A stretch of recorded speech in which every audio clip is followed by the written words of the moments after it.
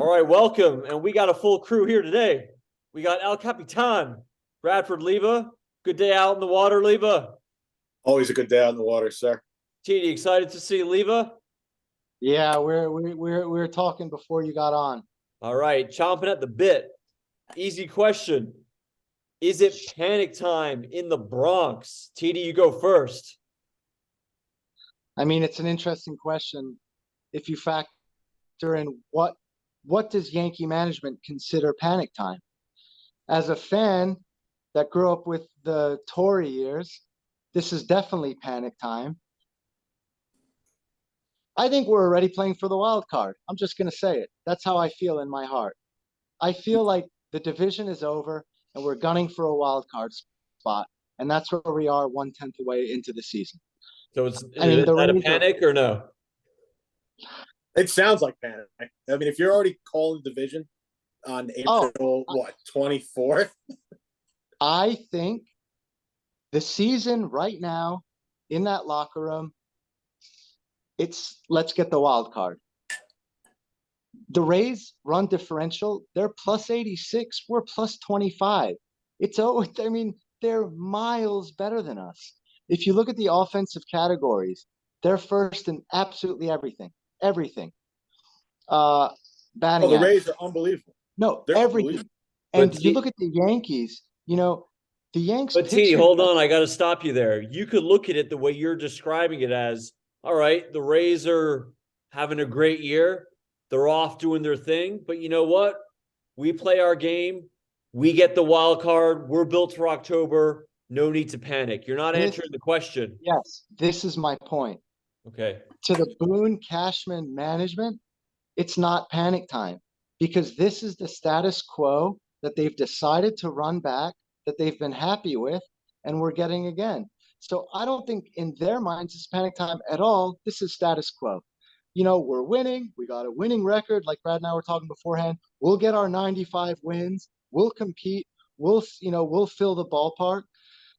And so it's definitely not panic time from the Yankees perspective. That's a So fair. I don't think this is status quo. But from someone like me or us who grew up with a whole different Yankee mentality, I see the division is gone and we're going to scrap for a wild card game. All right, Lieber, you agree?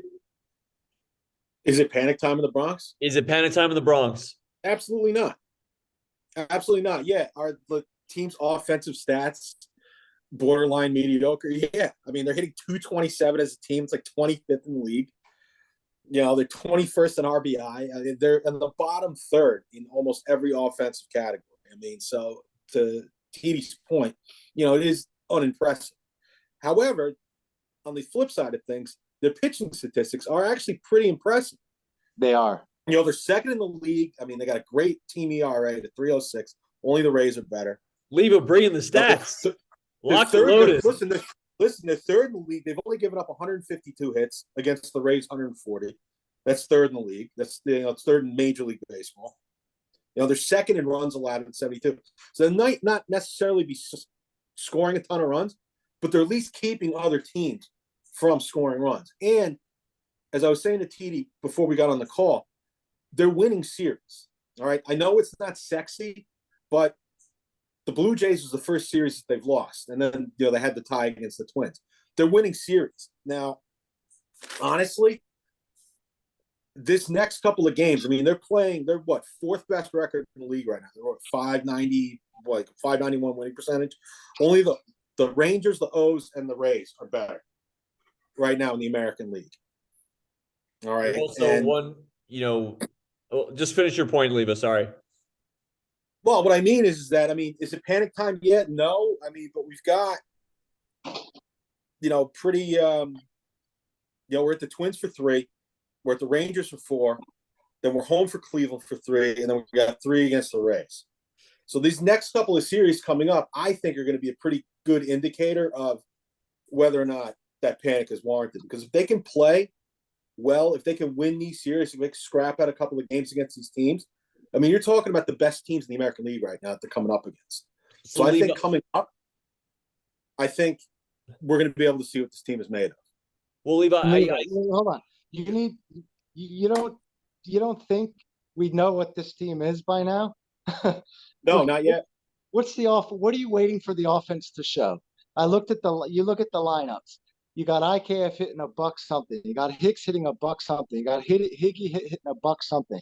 I mean, this is what we are. This is what we've been for 5 Yeah, but years. man, it's like an old diesel motor. Sometimes you just gotta like give them some time to get that torque, get that power going, get that roll. All right, let me jump in Listen, here. I'm not ready to panic yet. I'm a little bit more forgiving, but Let me jump in here. Now, Leva brings up a good point in that when you've got good starting pitching and you got Carlos Rondon coming back at some point, the season is not over. All right. So the pitching has kept them in it and it's there. And starting pitching is the most important thing in baseball. So their season is not over. However, is it time to panic? In this sense, yes. This team does not get base hits year in, year out. oh, yeah. Batting average has always been low these last 5 years, and we are 100%. seeing it again. So you 100%. definitely have to panic when you see this lineup game in, game out. That is definitely something to panic. Yeah, you can't hit 227 as a team. You can't hit 227. And my point is, the average hitter on this team was DJ LeMahieu. He was the one guy you put at the top and he gets hits. I hate to say it. I love DJ, but he's not the same guy. He's definitely fallen off a little bit. He's not the guy who was before. He's not the guy he was before his contract here. Exactly. He's not the same guy. So your best average hitter is not who he was. Aaron Judge is not going to have the season he had last year. And the one guy who was actually a 300 hitter or close, I think he hit 300 last year, Andrew Benintendi, they let him go. They don't have, I mean, Rizzo's hitting now, but I expect as the season goes on, he'll fall off. So my point is, Leva, year in, year out, this team does not get hits. They don't hit for average. And in the postseason, they don't get the big hits. And you're seeing that again this year. So, no, the season's not over. In terms of panic, I'm panicking about this lineup because right now it looks mediocre. I'm not panicking. You know, the lineup, it's pretty embarrassing to watch sometimes, but I'm not panicking yet. The season's not over yet because they're keeping teams opposing batting averages low. They're striking out a lot of guys. They're winning. You know, their pitching has kept them in games. But their pitching has been good. The pitching has been surprisingly good. But you look last year, it's what were the weaknesses in the lineup? You take a zoomed out view, we got Judge, LeMahieu, Rizzo at the top, and then it's just anemic. You get nothing out of the bottom of the lineup. That was the story last year. We were so top heavy on our top four guys. We get swept by the Astros. For the 5th straight year, they knock us out. Turn on the TV. The 5th straight year, but I get your point. Well, they've made the ALCS for the 5th straight year.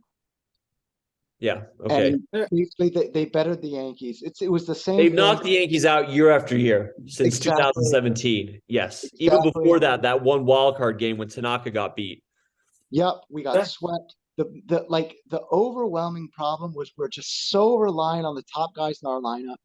You turn on the TV this year, you look at the bottom of the lineup, you got IKF, Aaron Hicks, and Higgy all hitting a $120, and it's just like you just give up.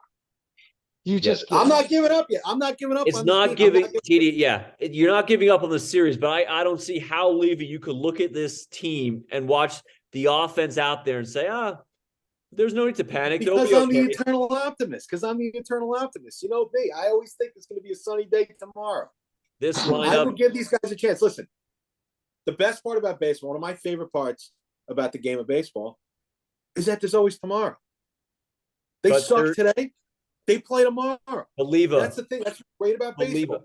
That's not true, though. If there's this roster right now, the team that's being put out there is a flawed team. You look at it's just flawed. And that's why you need to make a move, in my opinion, where you say panic. You need to have a different lineup out there. It may be coming back from injuries, but right now, you watch this lineup. The AL East is good. The Rays are good. The Blue Jays are good. Orioles are improved. The O's are good. The O's are. That's my point. Is this could be trouble very soon. Right now, they're in fourth place, not that far from last place. You can't just sit there, leave it, and say, you know what, the sun's coming out tomorrow. IKF and Higgy's going to win me a game. You need to improve this lineup. You know what, X? I absolutely can sit back and say everything's going to be all right tomorrow, and that's precisely what I'm going to do. That's precisely what I'm going to do. I'm going to give. Listen, I've got a couple of I got a couple of games against tough teams. I want to see what this team's made of. I want to see what they're made of. You know what? Put their backs up against the wall. Let's see how these guys react. It's the same team. Yeah, I agree that they're same. That's team, a problem. but they can perform. They can perform. You know, I have faith. I have faith. Thing is that the pitching, kind of like last year's, surprisingly been stellar. The Yankees excellent, and that's why the season's not over. Yeah, and the Yanks have the number 2 ERA. And I mean, yeah, I was shocked. So yeah, oh my God. But do you really expect Brian Cashman to do anything different than he's ever done? Listen, I was just thinking today, what does Cashman just love? The veteran DH, right? Just loves it. Remember, we got Edwin Encarnacion. We were starting to move towards the postseason. We get Eddie Encarnacion. What did he do against the Twins? I think he went 2 for 23. Okay? It was a failed experiment. What do we do last year? And Levi, I know you love Matt Carpenter. The veteran DH, let's see if he has a final push. I think he went 0 for 8 in the entire postseason again. It's just the same old playbook, the same old tricks again. And lack of average hitters. Yes, again. And we thought we had something with Benintendi, but it's just, I think Cashman is just the most stubborn guy. And the fact that Hicks is still on this team, it's just, I don't see, and this whole Boone 5-year experiment, we brought him in, we've done nothing. Bringing Boone back this year and giving him a 3-year extension, I think just killed the clubhouse and really just, I think, put a dagger in the fan base too, saying like, we're okay with this. We're just going to run it back. Yeah, that's the Leva. We both agree the pitching, and that's why they could still win. When you've got the best starting pitching, that's the most important thing. But it's just the idea of running back the same. The offense just, you look at the offense, they hit their home runs, but they don't really hit for average. For me, I give them credit. They're running more. And I love Volpe at the top. He gets on base. He draws his pitches. But, man, Benintendi didn't re-sign him. Trey Turner. There's average guys out there. I don't know why the Yankees are so adverse to batting average. That's where it's me panicking. I look at this offense and they just look flat. But they do. They do. Well, yeah. All right. So again, I'm very curious to see. Honestly, I mean, I'm curious to see this next couple of series. Yeah, I'd like to see how this team performs agree. Because you're playing top flight teams in the American League the next couple of series. And see how these guys respond. Baseball's a game. It's rhythm. It's ups and downs. It's hot streaks. It's cold streaks. It changed. It's such a long season that, honestly, at this point, this many games in, I can't say anything definitively yet. I can't. None of us can. You know what the test for me is going to be when we play Tampa Bay. That, to me, is going to show if they come in and sweep us and just destroy us by 12, 15 runs. We'll see. Hey, listen, man, that's why they play the games, right? Yeah, exactly. And to your point, Leva, if Tampa Bay comes in and we sweep them, we give them we batter them, we destroy them, Cole 2 hits them, our pitching staff shuts them down, and we dominate them, I'm feeling different about the season. 100%. There you go. There's some of that positivity I like to hear. But right now, I think if I'm the GM, I'm panicking a little bit, thinking I got to get a hitter on this. I got to bring a hitter in. That's what Fair I'm. enough. Fair Yeah. enough. All right. Second little fun point.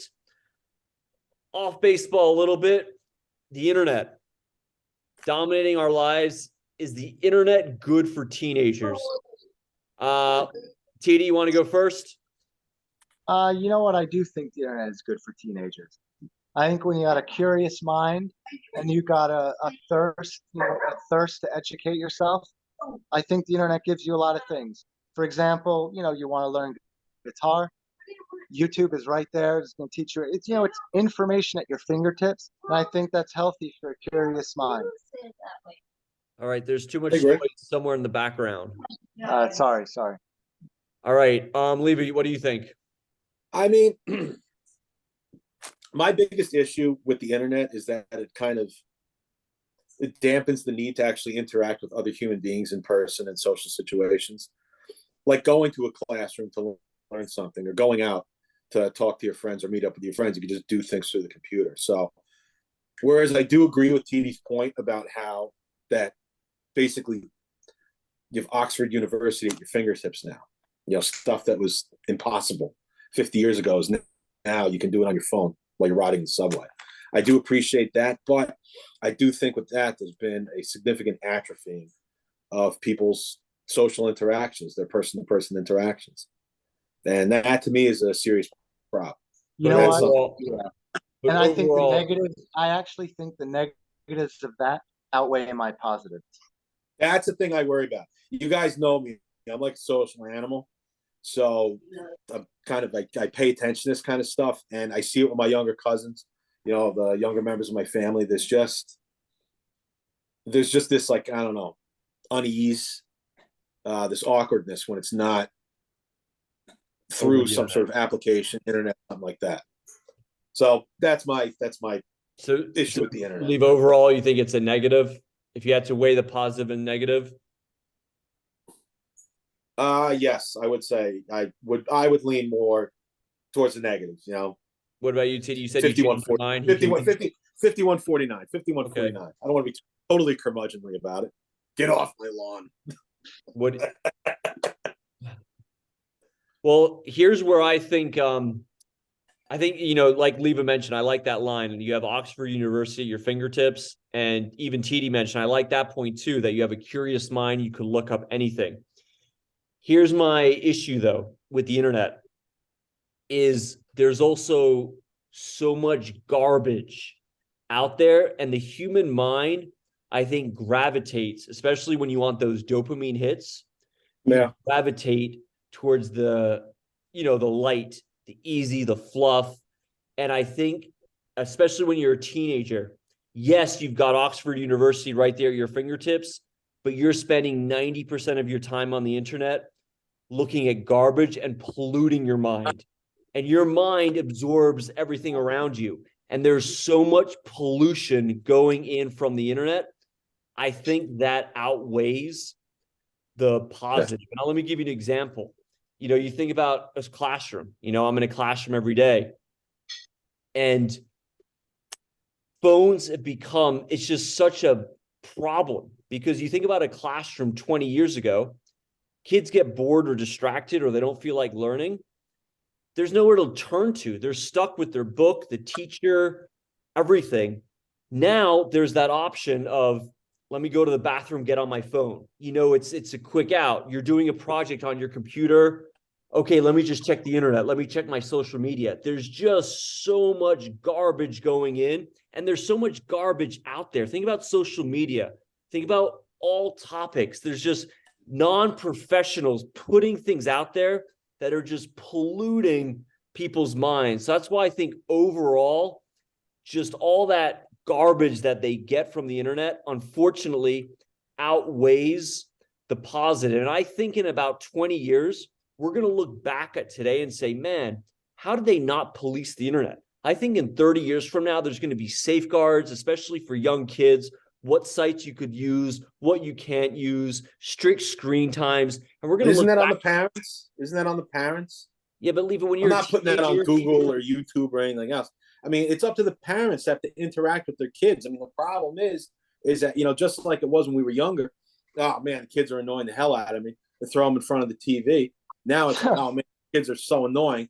Just throw the iPad in front of them, and that's it. So, I mean, the parents have to be more interactive, which again goes back to my point of actually interacting with other human beings instead of just shoving it in front of a screen all. Believe it. That everything you said is perfect, and good parents do that for middle school kids or elementary kids. When you get to high school, you're not controlling a kid. He's gonna have a phone. When you're 16, if you do a good 17, enough, if you do a good enough job, and if you do a good enough job when they're younger, then hopefully they'll be able to self-regulate when they get older.